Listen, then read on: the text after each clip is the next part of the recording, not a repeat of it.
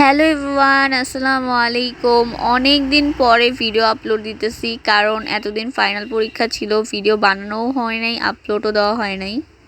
আজকেই আমার এক্সাম শেষ হলো, আর বাসায় বসে বসে খুব বোরিং ফিল করতেছিলাম, তাই আম্মু আমাকে ক্যাফেতে নিয়ে আসলো কিছু খাওয়ানোর জন্য।